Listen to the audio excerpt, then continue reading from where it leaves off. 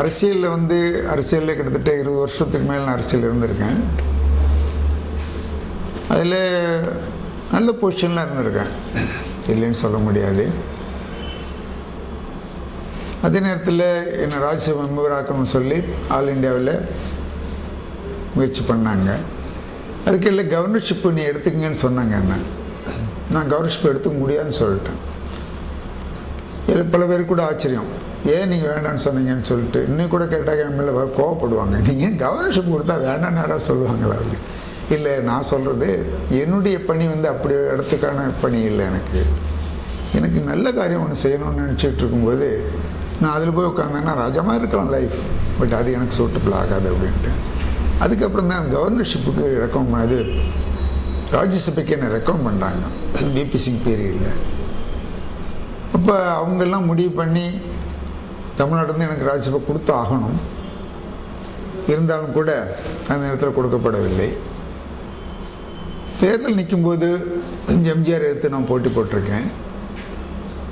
அப்போ எவ்வளோ முயற்சி பண்ணார் என்னை வித்ரா பண்ண சொல்லி, நான் பண்ணலை. அப்புறம் கடைசியில் ரொம்ப நெருங்கிய இங்கே உள்ள மேயராக இருந்தவரை வீட்டுக்கு அனுப்பிச்சி விட்டார். அவர் இருந்துக்கிட்டு 6 நாள் எலெக்ஷன் இருக்கும்போது, காமராஜ் நம்ம கட்சிக்கு வந்தால் மந்திரி ஆகிறோம், இல்லை வரமாட்டேன்னு சொன்னான்னா அவர் ராஜ்யசபா கொடுக்குறோம், இல்லை என்ன சொன்னாலும் ஒத்துக்கிறோம், கேட்டுவாங்கன்னு சொல்கிறாரு. நான் இதை பிஆர் தான் கேட்கணும், பாராம்சன் தான் கேட்கணும், எங்கள் தலைவர் அவர் தான் அதை கேட்கணும், இல்லை அவர்கிட்ட பேச முடியல, பேசினா அவர் சரியாக வர மாட்டேங்கிறீங்க. நானே பேசுகிறேன் அப்படின்னு சொல்லிட்டு நான் பேசுகிறேன். இப்படி சொல்கிறாங்களே, என்ன சொல்கிறீங்க? நான் எனக்கு ராஜ்யசபை வேண்டாம், மந்திரி பதவியும் வேண்டாம், ராஜினாமா பண்ணால் அவங்க 5-6 சீட்டு ராஜினாமா பண்ணி நமக்கு வித்ரா பண்ணி கொடுக்க சொல்லுவோம், எம்எல்ஏ சீட்டை, நீங்கள் ஒத்துக்கிறீங்களா அப்படின்னு. இல்லைப்பா அது சரியாக வராப்பா அப்படின்ட்டாரு. அப்படியே விட்டுட்டேன். நான் எதுக்கு சொல்லணும்னா, நம்ம ஆசைப்பட்டு நாம் மட்டும் முன்னேறணும்னா வேகமாக முன்னேறிக்கலாம். பல முறையில் மந்திரி ஆகிருக்கலாம். பல நேரத்தில் வந்தது எனக்கு பல வாய்ப்புகள். இதே மாதிரி கவர்னராக போகிறோம் போயிருக்கலாம். ஆனால் அந்த மாதிரி எண்ணங்கள் இல்லை. உண்மையில் ஒரு சிறந்த போர்ட்ஃபோலியோ இருந்து நல்ல காரியம் செய்ய முடிஞ்சால் செய்யணும் அப்படிங்கிறது எண்ணம் தான் எனக்கு. ஒரு நல்ல காரியத்தில் ஈடுபட்டு செய்யணும். அரசியல் இருந்தால் பல மக்களுக்கு நல்ல காரியம் செய்யலாங்கிறது தான் அரசியலில் வந்தேன். இருந்தாலும் கூட அரசியலில் மனதை விட்டு பேசுகிறதுக்கு ரொம்ப மனதை விட்டு பேசத்தான் ஆக வேண்டும் போது அது சரியாக வரமாட்டேங்குது. மனசில் ஒன்று வச்சுக்கிட்டு வெளியே ஒன்று பேசும்போது பல பேருக்கு செக்ஸுவல் பல பேருக்கு, எல்லாரும் அப்படி இல்லை, நல்லவங்க இருக்கிறாங்க அரசியலில், நல்லவங்க இருக்காங்க. நான் சொன்னவங்க நல்லவங்க தான். அதனால் இப்போ இங்கே இருக்க சூழ்நிலை கீழ்மட்டத்தில் ஒருத்தருக்கு ஒருத்தர் போட்டி மனப்பான்மை, அடுத்தவங்க முன்னேற வரக்கூடாது. அரசியல்லே அவங்களுக்கு ஒரே கட்சியிலே இவர் வரக்கூடாது, எல்லாம் தெரிஞ்சதுதான் மக்களுக்கு, புதுசாக ஒன்றும் சொல்ல. அப்போ எப்படியாவது இவர் வந்துடக்கூடாது அப்படிங்கிறது தான் முன்னமாக இருக்கவங்களே. அவங்க வளர்கிறத காட்டிலும் இவர் வளரக்கூடாதுன்னு தான் நினைக்கிறதுல பல பேர் இருக்காங்க. அப்படி வரும்போது அது நம்ம ஓப்பன் மைண்டாக மனம் திறந்து பேசக்கூடியவங்க பாருங்கள், அந்த மாதிரி இருக்கும்போது அது சரியாக வரல. மக்கள் இன்னும் புரிஞ்சுக்கல. மக்கள் எது நல்லவங்க, எது உள்ளது சொல்கிறாங்க, எது செய்வாங்க அப்படின்னு நினச்சிக்கிறவங்க இன்னும் மக்களுடைய விழிப்புணர்ச்சியும் போதாதனாலையும் நல்லவங்க வர்றதுக்கு பயப்பட வேண்டிய சூழ்நிலை தான் இருக்கிறாங்க. அப்படி பார்க்கும்பொழுது தேர்தல் நின்றும் நமக்கு வாய்ப்பு மக்கள் கொடுக்கல, மற்றவங்க கொடுக்கலன்னு சொல்ல முடியாது. மக்கள் கொடுக்கலன்னு சொல்லும்போது அப்போ நம்ம புரிஞ்சுக்கல நம்ம மக்கள். இருந்தாலும் பரவாயில்ல, நம்ம மக்களுக்கு தானே செய்யணும்னு நினைக்கிறோம். அரசியல் இருந்து தான் செய்யணுன்றதில்லை, இல்லாமலே செய்ய முடியும். அப்படிங்கிறனால தான் நான் இந்த பெரும்பணி இந்த பணி முழு பணியாக இதை எடுத்துக்கிட்டு அரசியல் ஒதுங்காட்டால் கூட அரசியல் ரொம்ப குறைச்சிக்கிட்டேன். இதுதான் முழு பணியாக வச்சுக்கிட்டு இருக்கேன். அரசியல் இருந்தது எனக்கு பல பேர் சந்திப்பதற்கு இன்றைக்கும் போய் பார்க்குறது தான் வாய்ப்பு இல்லையே. அரசியலில் ஷைன் பண்ணோம்னா தன்னை வளர்த்துக்கணும்னு நினைக்கிறவங்க தான் ஷைன் பண்ண முடியுது, வேகமாக ஷைன் பண்ண முடியும். தன்னை வளர்த்துக்கணும்னு நினைக்கணும்னா அதிகமானவர்கள் 190 தன்னை வளர்க்கணும்னு நினைக்கணும். ஆனால் நம்ம ஒரு சர்வீஸ் பண்ண போகிறோம், பொதுமக்களுக்கு சர்வீஸ் செய்ய போகிறோம்னு மனசுக்குள்ளே வச்சுக்கிட்டு அரசியல் போனோம்னா அது வெற்றி ரொம்ப குறைச்சலாக தான் இருக்குது அப்படிங்கிறது. மக்கள் நிலை இன்னைக்கு இருக்க தமிழக மக்கள் 2005 பொறுத்தளவில் எப்படி இருக்காங்க? இந்த அரசியல் விழிப்புணர்வு, ஆன்மீக விழிப்புணர்வு ரெண்டுலையும் மக்கள் இன்னும் அவங்க உண்மையை தெரிஞ்சுக்கிட்டாங்களான்னாக்க குறைச்சலாக தான் இருக்குது. தேர்தல் அன்றைக்கு என்ன நடக்குதோ என்ன சொல்கிறாங்களோ அது மாதிரி போகிறதும் இருக்குது. ஆனால் இப்போ வர கொஞ்சம் குறையுது. தேர்தலில் சொல்கிறது, பணம் கொடுக்கறனால ஓட்டு போடுறதுங்கெல்லாம் இப்போ குறையுது. கொஞ்சம் என்ன செஞ்சாலும் பணம் கொடுத்தாலும் வாங்கிட்டு கூட அவங்க என்ன போடணும், யாருக்கு போடணுமோ அப்படி போடுறாங்க. அப்படி மக்கள் வந்து நல்லவங்களுக்கு போடணும்னு நினைக்கும்போது நல்லவங்கள் இந்த மாதிரி நான் சொன்னதுனால வந்து நல்லவங்கள் வந்தால் வாய்ப்பு கொடுக்காதனால நல்லவங்க வர்றதுக்கும் பயப்படுறாங்க. அப்போ இன்றைக்கி வந்து மக்களுக்கு ஏமாத்துறதுக்கு ஏதாவது சொன்னால் போதும், மக்களை ஏமாற்றிடலாம், மக்கள் நம்பிடுவாங்க. ஏன்னா 5 வருஷம் கழிச்சு தான் நம்ம செய்யணும்னு தெரியுது. ஆக சுருக்கமாக இதை செய்கிறோன்னு சொன்னால் மக்களுக்கு வந்து தெளிவாக இது செய்வாங்களே செய்ய மாட்டாங்கள்னு ஆழ்ந்து சிந்திக்கக்கூடிய இது அளவுக்கு அவங்களுக்கு தெரியுதாங்கிறது கொஞ்சம் குறைச்சலாக இருக்குது. இருந்தாலும் இன்றைக்கி மீடியாலாம் எவ்வளோ இருந்தாலும் அவங்களுக்கு வேணுங்கிறத நம்புகிறாங்க. ஒரு தலைவர்னால் அவங்க நம்பிட்டாங்கன்னா அவங்க என்ன சொன்னாலும் நம்புகிறாங்க.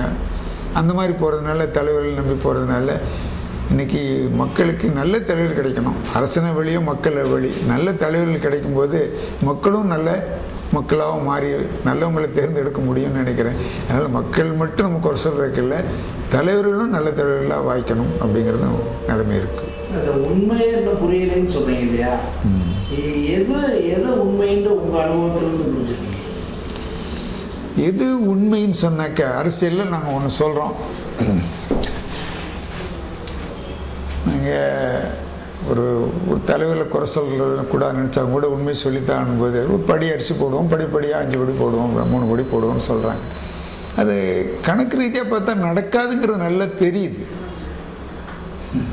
அது போய் இன்னொரு தலைவர்கிட்ட சொல்லியிருக்காங்க சாதாரண மக்கள், அவர் படி அரிசி போடுறீங்கிற படிப்படியாக 3 படி அரிசி நீங்களும் சொல்ல வேண்டியது என்னென்னு. அவங்க சொல்கிறாங்க, நானும் என்ன சொல்கிறியா, எப்படி முடியும்? அது நானே பாலிட்டிக்கலும் கணக்கு போட்டு பார்த்து முடியாது, நல்லா தெரியுது. நான் சொன்னால் எத்தனை பேர் ஏற்றுக்குவாங்க? இப்போ ஒரு தலைவரை போய் அவர் தவறு பண்ணுறாருன்னு நல்லா தெரிஞ்சும் கூட நாம் சொன்னால் எத்தனை பேர் ஏற்றுக்கிடுவாங்க? சும்மா உங்களுக்கு இதுக்காக சொல்கிறாங்க. சினிமா நடிகர்கள் எல்லாம் நம்ம அரசியல் தலைவர்கள் எடுத்துக்கிட்டு நம்ம வரும்போது அது அவங்க எவ்வளோ தூரம் மக்கள் நினச்சிக்கிட்டு வந்திருக்காங்கன்ற சொல்ல முடியலை.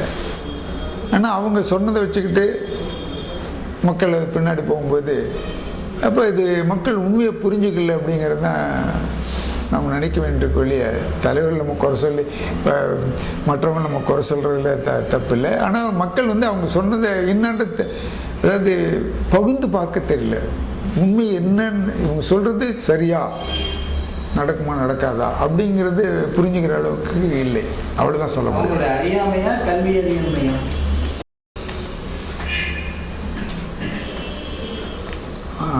அவங்களுடைய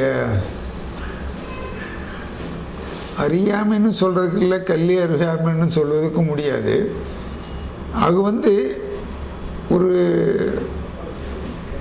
தலைவர் மேல் இருக்க ஒரு குருட்டு நம்பிக்கை. எப்பயுமே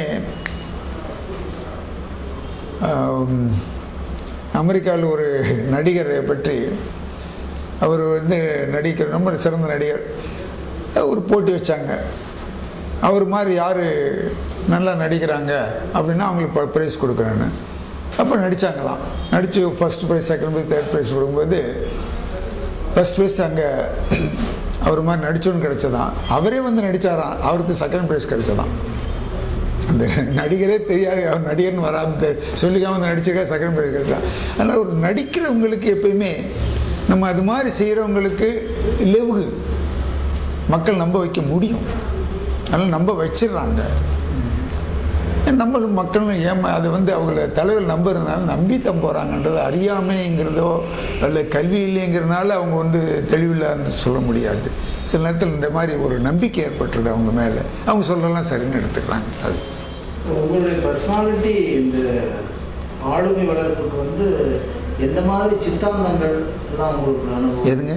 எந்த மாதிரி எத்திக்ஸ் சித்தாந்தங்கள், இந்த மாதிரி இந்த ஃபிலாசபி, இந்த தத்துவங்கள் அல்லது இந்த கொள்கை, அதில் எதுகளை நீங்கள் ஃபாலோ பண்ணுறது? சில பேர் மார்க்சிசம் ஃபாலோ பண்ணுவாங்க, சில பேர் வந்து லெனினிசம் ஃபாலோ பண்ணுற மாதிரி உங்களை பொறுத்தளவுல எந்த மாதிரி தத்துவங்கள் சித்தாந்தங்கள் எப்படி ஃபாலோ பண்ணுறீங்க? அதாவது தத்துவம் எடுத்தாக்க எல்லாருக்கும் எல்லாமே தாராளமாக கிடைக்கணும், எந்த விதமான ரெஸ்ட்ரிக்ஷன் இல்லாமல் எல்லாமே கிடைக்கணும். இயற்கையில் எல்லாமே கொடுத்துருக்கு, நமக்கு வந்து எதுவுமே குறைய வைக்கலை. நம்ம அது உபயோகிக்கிறதுல தான் பாகுபாடுபடுத்துகிறோம் பண்ணுறோம் வெளியே. அதனால் நம்ம நல்லா வளர்த்துக்க முடியும்.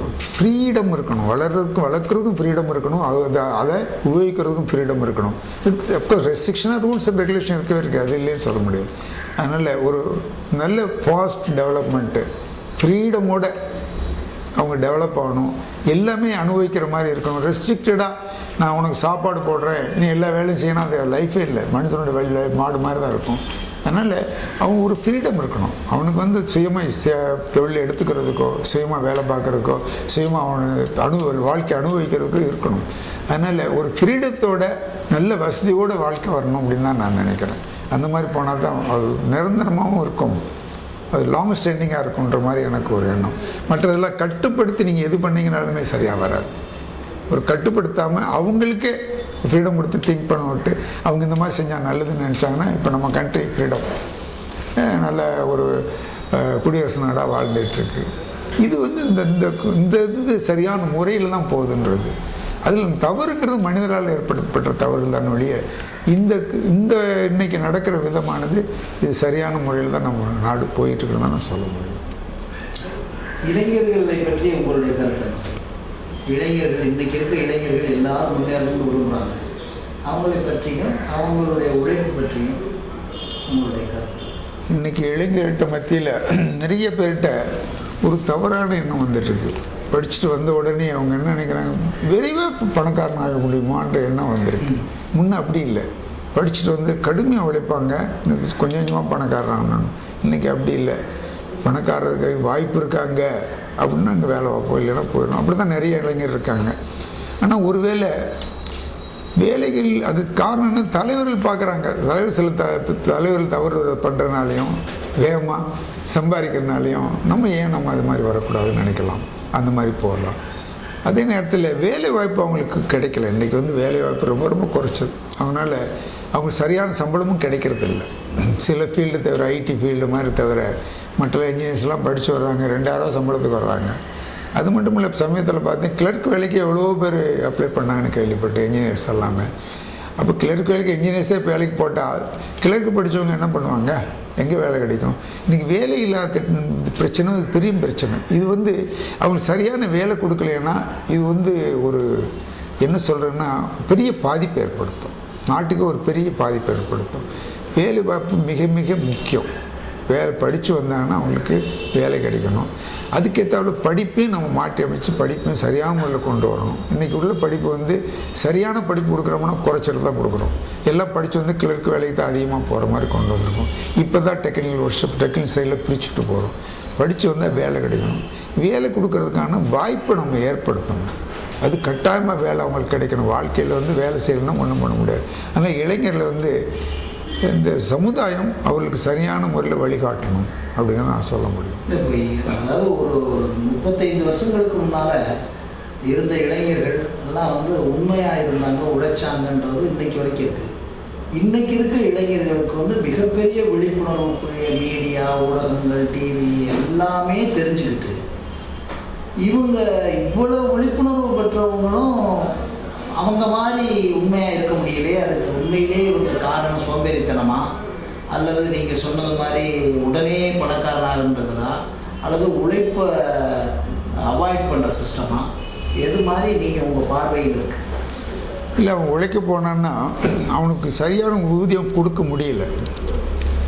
ஒரு படிச்சுட்டு போகிறான், அதான் சொன்னேன், இன்ஜினியர் படித்து போகிறேன், கிளர்க்கு வேலைக்கு போகிறேன், இல்லைன்னா சாதாரண 2000 சம்பளத்துக்கு வந்துடுறாங்க. இங்கெல்லாம் ஒரு இன்ஜினியர் படித்தவனுக்கு 2000 சம்பளம் எந்த வழியில் நியாயமாக இருக்கும்? அவன் அவ்வளோ செலவழிச்சுட்டு வரான் பண்ணுறான். அப்போ அவன் என்ன நினைக்கிறான்னா, இது அவனுக்கு சரியாக வரமாட்டேங்குது. அப்போ அவனுக்கு விரக்தி வருது. அப்போ எப்படி சம்பாதிக்க முடியும்? எப்படி வேகமாக சம்பாதிக்க முடியும்? இன்னும் ஒன்றும் படிக்காதவன் சினிமா போனான்னா அவ்வளோ சம்பாதிக்கிறான், இல்லை அரசியல் போனான்னா நிறையா சம்பாதிக்கிறான். நாம் ஏன் ஏதாவது இப்படி பண்ணி வழி பண்ணி சம்பாதிக்கக்கூடாது அப்படிங்கிற எண்ணங்கள் தான் அதிகமாக வருது. கடுமையாக உழைக்கணும், சம்பாதிக்கணுங்கிற எண்ணங்கள் வரமாட்டேங்குது. விஷயம் தெரிஞ்சாலும் கூட அவங்களுக்கு அந்த மாதிரி எண்ணங்கள் வர்றதில்லை. விஷயம் தெரிஞ்சாலும் வரமாட்டேங்குது. அதுக்கு ஏதாச்சும் அவங்கள மோட்டிவேட் பண்ணுற சிஸ்டம் தான். இந்த மோட்டிவேட் பண்ணுறது தான் நான் சொன்னேன். நியாயமான வேலை கிடச்சின்னு வச்சுங்க, ஒரு டிமாண்ட், லேபருக்குள்ள டிமாண்ட் வந்ததுன்னா அவனுக்கு நியாயமான சம்பளம் கொடுப்போம். இன்னைக்கு காலையிலேருந்து கடையில் வேலை பார்க்குறான், சாயங்காலம் வரையில் 1000 ரூபாய்க்கு தர்றாங்க. என்ன நியாயம்? 1500 தர்றாங்க. எப்படி கட்டும்? காலையிலேருந்து 9 மணிலேருந்து ராத்திரி 9 மணிலேருந்து வேலை பார்க்குறாங்க கடையில். இது எப்போ வந்து இது வந்து உங்களுக்கு டிமாண்ட் ஃபார் லேபர், மனிதனுக்கு ஒரு டிமாண்ட் வரணும், லேபருக்கு ஒரு டிமாண்ட் வரணும். அப்போ வந்து அவனுக்கு தானாகவே வேலை சம்பளம் அதிகமாக கிடைக்கும். அதிகமாக சம்பளம் கிடைக்கும்போது அவருடைய வாழ்க்கை தர உயர்ந்துடும். நீ கூடும்போது என்ஜினியர் கூடும்போது சாதாரண கிளர்க் படிச்சுட்டு வரணுங்கிற 3000 கொடுக்குன்னா இன்ஜினியர் கூட 5000 கூட 7000 கூட கொடுக்கும். அப்போ அவனுக்கு ஒரு திருப்தி கிடைக்கும், கொஞ்சமாக திருப்தி கிடைக்கும். இன்றைக்கி வேலைக்கு போனால் திருப்தி அவனுக்கு கொடுக்க முடியலை. அப்படிங்கும்போது விரக்தி வருது. அவன் என்ன எப்படி வெளில குறுக்கு வழியில் சம்பாதிக்க முடியும் அப்படிங்கிற எண்ணத்தை நாம் கிரியேட் பண்ண வைக்கிற மாதிரி இருக்கும்.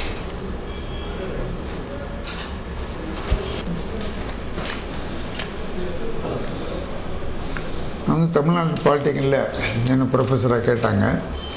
அப்போ உண்மையிலே எனக்கு டீச்சிங் ப்ரொஃபஷனில் அவ்வளோ விருப்பம் இருப்பதில்லை. ஏன்னா இன்ஜினியரிங் காலேஜ் முடித்த உடனே எங்கள் ப்ரொஃபஸர் கேட்டார், இங்கே நீ வந்து லெக்சரர் போஸ்ட் எடுத்துக்கிறியான்னு கேட்டார். முடித்த உடனே நான் சொன்னேன் நோ சார் அப்படின்னு. ஏன் அப்படின்னா it's a dull job sir அப்படின்னு சொல்லிட்டு, you fellow you are telling it's a dull job அப்படின்னு கோவம் வந்துருச்சு ப்ரொஃபஸருக்கு. சொல்லிட்டு ஓடி வந்துட்டேன். அப்புறம் அங்கே போகணுன்னு நினைக்கல. ஆனால் மதுரையில் பாலிடெக்னிக் எடுத்துக்கணும்னு சொன்ன காரணம் என்னென்னா, மதுரையில் நான் இருக்கணும்னு நினச்சேன். இண்டஸ்ட்ரி ஆரம்பிக்கணும், வேலையை விடணும் அப்படின்னு நினைக்கிறதுனால பாலிடெக்னிக் எடுத்துக்கிட்டேன். இன்னோவேட்டபிளாக, அதாவது கட்டாயத்திற்கு செயலில் எடுத்துக்கிட்டேன்.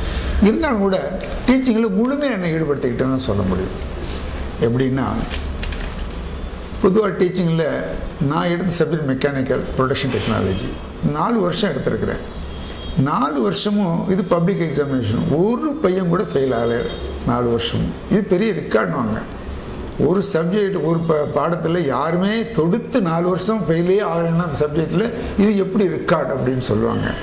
அதுக்கு என்ன ரெக்கார்டு, காரணம் என்ன, எப்படி இந்த பையங்க இவ்வளோ பேரும் பாஸ் பண்ணாங்க பப்ளிக் எக்ஸாமினேஷனில், நாம் என்ன பண்ணதுக்கு அப்படின்னு பார்க்கும்போது கிளாஸில் பார்த்தாக்க என்னோடய பீரியடு முந்தின பீரியடுக்கு பையன் வந்திருக்க மாட்டான், அடுத்த பீரியட்லையும் பையன் இருந்திருக்க மாட்டான், என் பீரியடில் வந்திருப்பான் பையன். எனக்கு ஆச்சரியம். கூப்பிட்டவரோட கேட்டேன், என்னப்பா அந்த பீரியடில் காணா, அடுத்த பீரியட்லையும் காணா, என் பீரியடில் மட்டும் வந்திருக்கு. இல்லை சார் சும்மா சட்டாலே சொல்லிதான். உள்ளது சொல்லி என்ன சார்? இல்லை சார் ஒன்றுமே இல்லை சார், சும்மா வந்தேன் சார். உள்ளது சொல்கிறேன், ஏன்டா பயமா, ஹெட் டிபார்ட்மெண்ட் நாளைக்கு செஷன் இருக்குன்னு பயமா அப்படின்னு.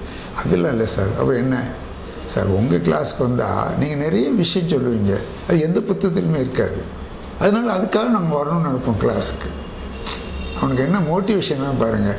உண்மையில் நிறைய விஷயம் சொல்லுவேன் அவனுக்கு, சம்மந்தம் உள்ளது சம்மந்தம்லாம் அவனுக்கு, அதாவது சம்மந்தமாக இருக்கும், அதே நேரத்தில் நிறைய விஷயம் அவனுக்கு போய் சேரும். அப்போ இந்த விஷயம் எந்த புக்கிலையும் படிக்க முடியாது, நம்ம சொல்கிறத கேட்டாலே போதும் அவனுக்கு அப்படிங்கிற எண்ணத்தினால வந்துடுவான் கிளாஸுக்கு. அவன் கிளாஸுக்கு வரணும்னால அவன் கவனிக்க ஆரம்பிச்சிடலாம். கவனிக்க ஆரம்பிச்சிட்டாலுமே அவன் பாஸ் பண்ணான். அதே மாதிரி மெக்கானிக்கல் இன்ஜினியரிங்கில் அங்கே அப்போ பாலிடெக்னிக், கவர்மெண்ட் பாலிடெக்னிக் 30 பாலிடெக்னிக் இருந்ததுன்னு நினைக்கிறேன், ப்ரைவேட் பாலிடெக்னிக் இருந்தது. எல்லாத்துலேயும் மெக்கானிக்கலில் பெஸ்ட் ரிசல்ட் 2 வருஷம் தமிழ்நாடு பாலிடெக்னிக் தான். அந்த டிபார்ட்மெண்ட்டில் பிரின்ஸிபாலே ஆச்சரியப்பட்டார், இதுவரையில் ரெக்கார்டே கிடையாது இந்த மாதிரி, எப்படி பண்ண முடியுது அப்படின்னா. அப்போ நான் அதுக்கு என்ன காரணம்னா வாத்தியாரோட மோட்டிவேஷன். நான் வந்து சப்ஜெக்ட் கொடுக்கும்போது வாத்தியாரை கூப்பிடு, நீங்கள் எந்த சப்ஜெக்ட் எடுப்பீங்கன்னு கேட்பேன். நான் இந்த எதுனாலும் எடுப்பேன் சார்னாரு. அதெல்லாம் கிடையாது, உங்களுக்கு பிரிதமான சப்ஜெக்ட் சொல்லுங்கள். 1, 2, 3 எடுத்துக்கிட்டு அந்த சப்ஜெக்டில் நான் பாடம் கொடுப்பேன். என்கிட்ட வந்து 20 வாத்தியார் இருந்தாங்க, மற்ற ஸ்டாஃப்லாம் சேர்த்தா 100 ஸ்டாஃப் இருந்தாங்க என்கிட்ட. பாலிடெக்னிக்கில் ஹெட் டிபார்ட்மெண்ட்டு என் கீழே, அது ஆச்சரியம். அப்போ அவங்களுக்கு வேணும் அந்த பிடித்த சப்ஜெக்ட் தான் கொடுப்பேன். அதில் ஏதாவது சரியாக வராட்ட கூட, ரிசல்ட் சரியாக கூட திருப்பி வாத்தியாரை கூப்பிட்டு அவர் சொல்லி என்கரேஜ் பண்ணி அவருக்கு அந்த சப்ஜெக்டை கொடுத்து நல்லா எடுக்க சொல்லுவேன். அப்போ வந்து பிடித்த சப்ஜெக்ட்னால அது பிடித்தமான கொண்டு போகிறனால பையன்களுக்கு நல்ல முறையில் அவங்களுக்கு சொல்லிக் கொடுக்க முடியுது. மேலும் அந்த பையங்க பேக்ரவுண்டை பார்ப்பேன். ஒரு பையன் கிளாஸில் பிரச்சனை பண்ணுறான் அப்படின்னு சொன்னால் அவன் என்ன பேக்ரவுண்ட் பார்த்தா பிரச்சனை வீட்டில் இருக்கும், இங்கே இருக்காது, காலேஜில் இருக்காது. பேக்ரவுண்டு பார்த்தா அவன் சப்ரஸாக இருப்பான். அதாவது வீட்டில் வந்து அவனுக்கு ஒரு ஃப்ரீடமே இருக்காது. எவ்வளோ பிரச்சனை பண்ணுமோ அவ்வளோ பிரச்சனை பண்ணி வச்சுருப்பான். இங்கே வந்தோன்னே ஃப்ரீடம் கிடச்சோன்னே என்ன வந்து தப்பு பண்ணுவோம். ஆக நீங்கள் அது ஃபேமிலியெல்லாம் நான் பல இடங்கள் நான் போய் தெரிஞ்சுட்டு வர சொல்லுவேன். வாத்தியார் ஆரம்பிச்சு நான் போகவிட்ட விட அந்த ஃபேமிலி பேக்ரவுண்டு தெரிஞ்சுக்கிறனால இந்த பையன்கள்லாம் ரொம்ப மரியாதை கொடுப்பாங்க. எனக்கே ஆச்சரியமாக இருக்கும். பையன்கள்லாம் பார்த்தா அவ்வளோ மரியாதை கொடுப்பாங்க. சொல்லப்போனால் பிரின்ஸ்பாலுக்கு கொடுக்காத மரியாதை எனக்கு கொடுப்பாங்க. நான் என் முன்னால் வந்து உட்காருன்னு சொன்னால் உட்கார மாட்டாங்க, உட்காருன்னு சொன்னால் உட்கார மாட்டான் பையங்க. அதே நேரத்தில் ஒரு நாள் போய் பிரின்ஸ்பால் போனார், பையங்க பார்த்துட்டு இருக்கான், வர சொன்னாங்க. நான் போனாக்கா எல்லாம் உட்காந்துருக்கானுங்க, எல்லாம் பார்த்து உள்ள உடவுன்னு இருந்திருக்கான், எல்லாம் உட்காந்துச்சு. அது என்னன்னு தெரியல. நான் வந்து பயமுறுத்தலை, ஒருத்தருமே பயமுறுத்தலும் கிடையாது, இடைஞ்சல் பண்ண கிடையாது. ஒரு மரியாதை, அது அவங்களுக்கு மரியாதை. அந்த மரியாதை வர்றதுனாலையும் சரி, வாத்தியாரனை வந்து அவங்க மேலே இன்ட்ரெஸ்ட் எடுத்துக்கிறனாலையும் அந்த பையங்க ஒவ்வொருத்தரும் என்ன எப்படிங்கிறத தெரிஞ்சுக்கிட்டதுனாலையும் பாலிடெக்னிக் லெவலில் அப்படி தெரிஞ்சுக்கிறதுனால அவங்க மரியாதை கொடுத்தாங்க, இன்வால்மெண்ட் இருந்தது. ஏன்னா நல்ல ரிசல்ட் அவங்க கொண்டு வர முடிஞ்சது பாலிடெக்னிக்கில். ஒரு எப்பயுமே இல்லாத ரிசல்ட் நம்ம கொண்டு வர முடியுது.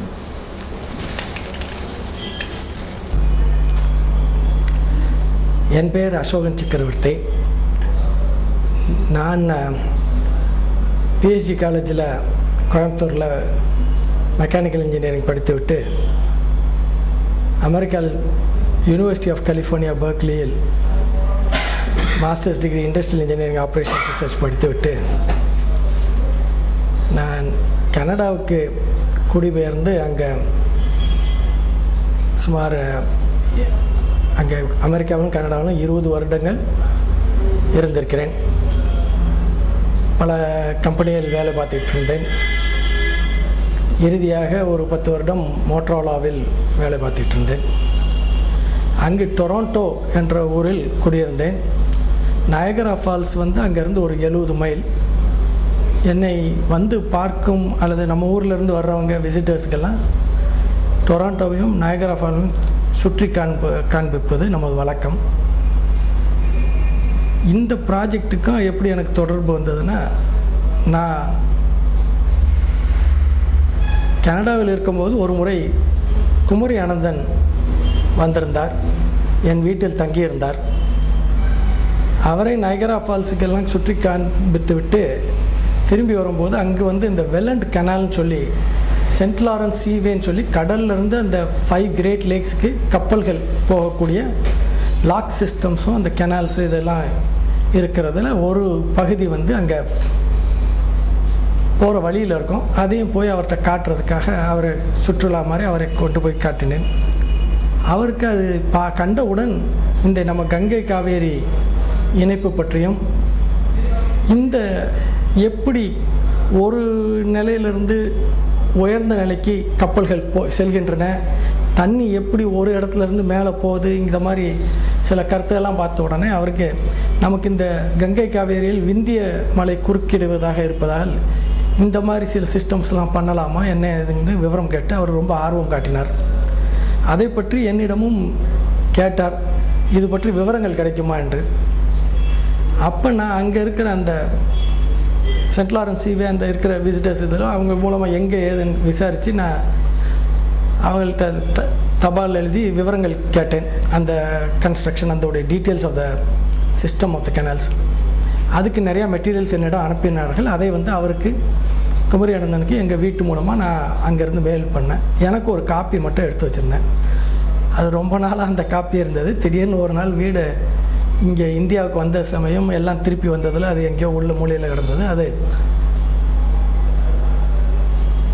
அது இனிமேல் என்ன இது தேவைப்படும், இது நம்ம நாட்டில் இது யாருக்கு பிரயோஜனம் பண்ண தெரியல. சரி, வீடை கிளியர் பண்ணுற ஸ்டேஜில் இருந்த டைமில் அது கூட தேவையில்லை என்று யோசித்த சமயத்தில் தற்செயலாக நமது ஏசி காமராஜை ஒரு சந்திப்பில் மீட் பண்ண முடிஞ்சது ஒரு காந்தி மியூசியத்தில். அப்போ அவர் இன்ட்ரடியூஸ் பண்ணும்போது நான் இந்த லிங்கிங் ஆஃப் ரிவர்ஸ் நேஷ்னல் இதில் நபார்ட் கவுன்சில் சேர்மன் என்று நேஷ்னல் வாட்டர்வேஸ் பற்றி இது சொன்னார். அப்போ அவரிடம் சென்று என்னிடம் சில விஷயங்கள் இருக்குது, ஒரு வேளை உங்களுக்கு பிரயோஜனப்படும் என்று அந்த தகவலை கொடுக்கத்தான் அவர்கிட்ட வந்தேன். அவர்கிட்ட அது சொல்லும்போது கூட அவர்கிட்ட சொன்னேன், இந்த கங்கை காவேரி என்பது ஒரு அரசியல் ரீதியாக பொலிட்டிக்கலி இட் இஸ் இன்ஃபீஸிபிள். யாருமே என்கிட்ட உபரி நீர் இருக்குதுன்னு சொல்லி கொடுக்க மாட்டாங்க இன்டர்ஸ்டேட்டில். அதனால் இது நடக்காத காரியம். இது பற்றி பேசிக்கிட்டு இருக்கீங்க, டைம் வேஸ்ட் மாதிரி தான் இருக்கும். எல்லாருக்கும் ஆசை தான், ஆர்வம் தான். நம்ம நாட்டில் இப்படியெல்லாம் வராதா, எல்லோரும் பங்கு கொள்ள மாட்டாங்களா, உபரியாக இருந்து கடலுக்கு வேஸ்ட்டாக போகிறத மற்றவங்களுக்கு கொடுத்து நம்ம சேர்ந்து ஒரு நல்ல குடும்பமாக நல்ல நாடாக நல்லா எல்லோரும் பெனிஃபிட் பண்ணுறாங்க. அது ஒரு நல்ல எண்ணமோ சித்தாந்தம் தான். ஆனால் practically politically it is not feasible அப்படிங்கிற கருத்து தான் நான் சொன்னேன். அப்போ அவருடைய திட்டத்தை என்னிடம் கொடுத்து இதை வேணால் வாசித்து பாருங்கள் அப்படின்னாரு.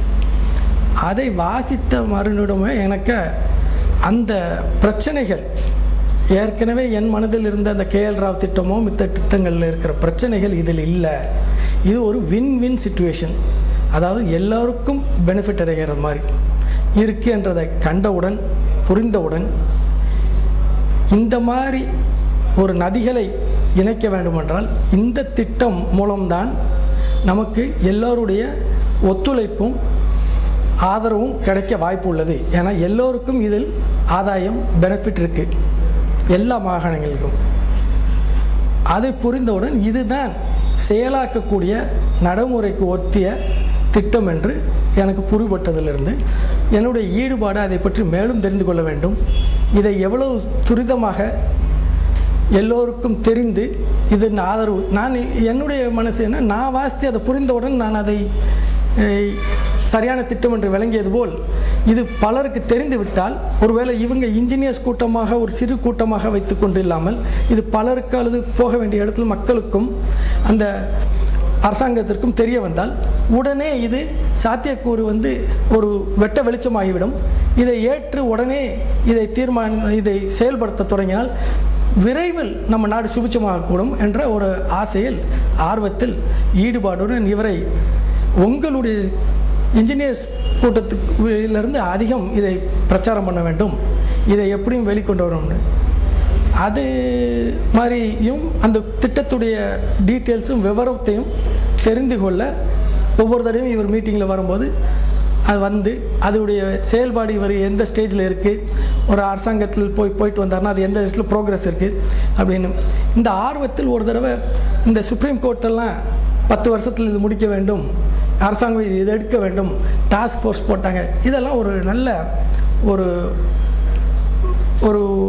பெருமிதம் வந்தது. இது நடந்துவிடும், ஒரு விரைவில் நடந்துவிடும், இது மக்களுக்கு தெரிந்துவிட்டால் இது நடந்துவிடும் என்று ஒரு காரணம்.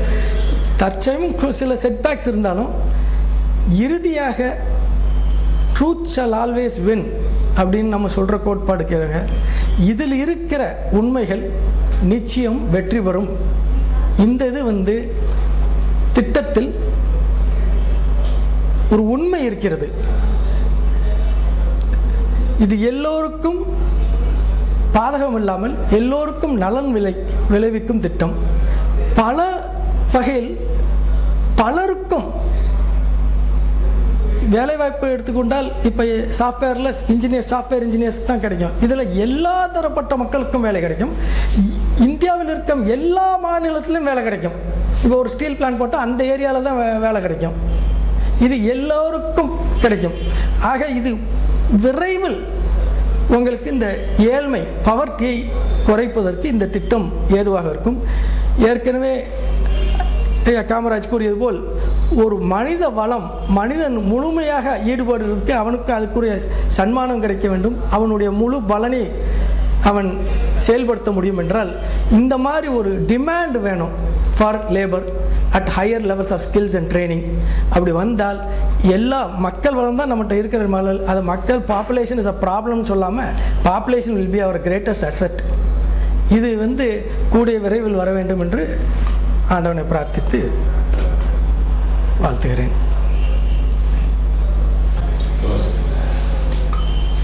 என்னுடைய பெயர் மலைக்கனி. தற்போது மின்சார வாரியத்தில் மின்னியல் துறையில் பொறியாளராக இருந்து பணி ஓய்வில் இருக்கிறேன். திரு ஏசி காமராஜ் அவர்களை 1978 முதல் எனக்கு தெரியும். அறிமுகமாகும் பொழுது அவர் ஒரு தொழிற்சாலை அதிபர் என்பதை மட்டும்தான் அறிவேன். ஆனால் அதைத் தொடர்ந்து எனக்கு அவரை அறிமுகப்படுத்தியது என்னுடைய மேலதிகாரி. அவர் அப்பொழுது செயல் பொறியாளராக இருந்தார். பெயர் KM சுப்பிரமணியம். அவருக்கும் ஏசி காமராஜ் அவர்களுக்கும் பணி நிமித்தம் நல்ல பழக்கம் உண்டு என்பதை சொல்லி குறிப்பிட்டு ஏசி காமராஜ் அவர்களை பொறுத்து சிறந்த பொறியாளர், சீரிய சிந்தனையாளர், அதற்கு மேலும் மனிதாபிமானம் மிகவும் அபரிமிதமாக கொண்டுள்ள மனிதர் என்று சொல்லியிருக்கிறார். எனக்கு குறுகிய காலமே, அதாவது தொடர்பு அடிக்கடி இல்லை என்றாலும் அவ்வப்பொழுது நான் அவருடன் பழக நேரிட்ட காலங்களிலெல்லாம் அவருடைய சிந்தனை பற்றி உணர முடிந்தது. மேலும் மனிதாபிமானத்தை பற்றி மிகவும் அதிகமாக உணரக்கூடிய தருணங்கள் எல்லாம் வாய்த்தன. காலப்போக்கில் ஒவ்வொரு தடவையும் அவர்களை சந்திக்கும் போது அவருடைய எண்ண ஓட்டம் தேசிய அளவில் நாட்டினுடைய சுபிட்சம் நன்றாக இருக்க வேண்டும் என்ற நோக்கில் அவருடைய சிந்தனை மிகப்பெரிய அளவில் இருந்ததை ஒவ்வொரு கட்டத்திலும் உணர்ந்திருக்கிறேன். அதற்கு அவர்கள் என்ன செய்கிறார்கள் என்பதை படிப்படியாகத்தான் நான் உணர முடிந்தது ஒழிய, ஏனென்றால் அவருடைய சிந்தனை ஓட்டத்திற்கு என்னுடைய சிந்தனையை ஓட்ட முடியாத சூழல். ஏனென்றால் அவருடைய அனுபவம் வேறு, என்னுடைய அனுபவம் வேறு. எதை என்னால் செய்ய முடியும் என்பதை அவ்வப்பொழுது நான் கேட்டு என்னால் முடியுமானால் செய்வேன், இல்லை என்றால் அதற்குரிய ஆட்களை அவர்களுக்கு அறிமுகப்படுத்துவேன். அந்த வகையில் கங்கை காவேரி இணைப்பு சம்பந்தமாக அவர்கள் மேற்கொண்ட முயற்சிக்கு அடிப்படையில் அவர்கள் செய்வது சரியா, இது செயலாகுமா என்பதை பற்றியெல்லாம் தனிப்பட்ட முறையில் நான் சிந்தித்தது உண்டு. பொறியாளர் என்ற வகையில் அதை மிகவும் ஆழ்ந்து சிந்திக்கும்போது அவருடைய எண்ணத்திற்கு, அவருடைய எண்ணம் கண்டிப்பாக ஈடேறும் என்ற ஒரு குருட்டு நம்பிக்கையைத்தான் வளர்த்து கொண்டேன். ஆனால் அவர்களுடன் ஒவ்வொரு முறையும் பேசும் பொழுது அவருடைய செயல்பாடுகளுக்கு எந்த வகையில் உதவ முடியும், இதை எப்படி நம்மால் உதவி செய்ய முடியும் என்று எண்ணும் பொழுது எனக்கு தெரிந்த என்னுடைய நண்பர், என்னிலும் நல்ல பயிற்சி உள்ளவர்கள், படிப்பில் தேர்ந்த படிப்பாளிகள், அவர்களில் ஒரு நண்பரை முதல் தடவையாக அவர்களிடம் அனுப்பி பேச சொன்னேன். அவர்கள் குறிப்பிட்டு சொல்ல வேண்டுமானால் படிப்பில் கீழ்நிலையிலிருந்து உயர்ந்த படிப்பு டாக்டரேட் இன் எலக்ட்ரிக்கல் இன்ஜினியரிங் கூட வாங்கியிருக்கிறார். அவருக்கு ஏசி காமராஜ் அவர்கள் சொன்னதுக்காக இந்த நீர்வழி சாலையில் எவ்வளவு மின் உற்பத்தி எந்த வகையில் எங்கெங்கு பண்ண முடியும் என்று சிந்தனையை ஓடச் செய்கிறார்கள். அதன் மூலம் அவர் கணக்கிட்டு அவர்கள் எதிர்பார்த்தபடி இவ்வளவு உற்பத்தி பண்ண முடியும், 70,000 மெகாவாட் மின்சாரம் உற்பத்தி பண்ண முடியும் என்பதை திட்டவட்டமாக அறுதியிட்டு கால்குலேட் செய்து கொடுத்திருக்கிறார்கள். அந்த காலத்தில் அவர்களுடன் பேசிக்கொண்ட பரிந்துரைகள் எண்ண பரிமாற்றங்களை கொண்டு எனக்கு விளக்கம் சொல்லும்போது தான் முழுமையாக ஏசி காமராஜ் அவர்கள் நினைத்து செயல்படுத்தி கொண்டிருக்கிற திட்டத்தின் முழுமை எனக்கு விளங்கியது. செயல்படுத்த முடியும், அத்தனை அதற்குரிய டேட்டாஸ் ஒவ்வொரு பகுதியிலிருந்தும் கலெக்ட் பண்ணி முழுமையாக்கி அரசுக்கு கொடுப்பார்களே ஆனால் நிச்சயமாக அரசு அங்கீகாரம் செய்யும், இத்திட்டத்தை கடைப்பிடிக்கும். செயல்படுத்தி முழுமையாக்கினால் இந்தியா முழுக்க சுபிட்சமாகும், கிரீனிஷ் இந்தியா அப்படிங்கிற மாதிரி கொண்டு வரலாம் அப்படின்னு அடிப்படையில் அவர் பேசினதுலேருந்து எனக்கு சொன்னார்.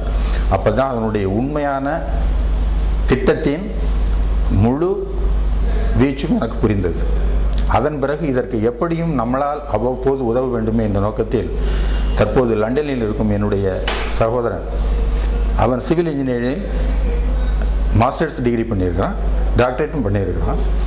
அவனை அறிமுகப்படுத்தி, சாருக்கு ஏதாவது நீ செய்ய முடியுமா, இது தேசிய நோக்கில் பண்ணிகிட்ருக்காங்க, அதனால் அவங்களுக்கு நம்மளால் முடிந்த உதவி மனத்தளவில் ஏதாவது பண்ணணும் அப்படின்னு உடனே பேசினாங்க. அவனுடைய அறிவுக்கு எட்டிய வகையில் எந்த வகையில் உதவி செய்ய முடியுமோ உதவி செய்ததோடு என்னையும் குறிப்பிட்டு புத்தி சொன்னான். எப்படின்னா, மிகப்பெரிய திட்டம், எப்பப்போது உங்களால் முடியுமோ அந்த திட்டத்திற்கு சிறிய உதவியாவது உங்களால் செய்ய முடிந்தது செய்து கொண்டே இருங்கள், நான் வந்த பிறகு நானும் இன்வால்வ் பண்ணுகிறேன் என்று. அவன் மூலமாகவும், அவன் civil engineer, basically BE civil, அதுலேயும் மாஸ்டர்ஸ் டிகிரியும் பண்ணியிருக்கிறான். அவனுக்கு ஜியாலஜிக்கல் கண்டிஷன் மற்ற எல்லாமே தெரிஞ்சதுனால இந்த திட்டத்தை கங்கையிலிருந்து காவேரிக்கு தண்ணி கொண்டு வர முடியும்னு சொல்லி சாரனுடைய திட்டத்தை பகுத்து உணர்ந்து எனக்கு மேலும் சொன்னதுனால அந்த திட்டத்தினுடைய முழுமையை புரிந்து கொண்டேன். இந்த திட்டம் கைகூடி வறுமையானால் இந்தியா மிக மிக சுபிட்சமாகும், எல்லா தரப்பு மக்களுக்கும் எல்லா வகையான வேலைகளும் கிடைக்கும், சுபிட்சமாக இருப்பார்கள் என்பது எனக்கு தெளிவாக தெரிந்ததன் காரணமாக நானும் அவ்வப்போது என்னால் சிறிய உதவியாக, ஏன் சொல்லப்போனால் ஒரு மீட்டிங் கூப்பிட்டா கூட என்னால் கருத்து சொல்ல முடியுமோ முடியாதோ வந்து நின்று அவர்கள் என்ன செய்திருக்கிறார்கள், மேற்கொண்டு என்ன செய்ய போகிறார்கள் என்பதை மனதில் வைத்து நம்மால் என்ன செய்ய முடியும் என்பதை ஒவ்வொரு நிமிஷமும் சிந்தித்து கொண்டிருக்கிறேன். இத்திட்டம் கைகூடி இந்திய மக்கள் சுபிட்சமாக வேண்டும், அவருடைய எண்ணம் ஈடேற வேண்டும் என்று கருத்து சொல்ல விரும்புகிறேன்.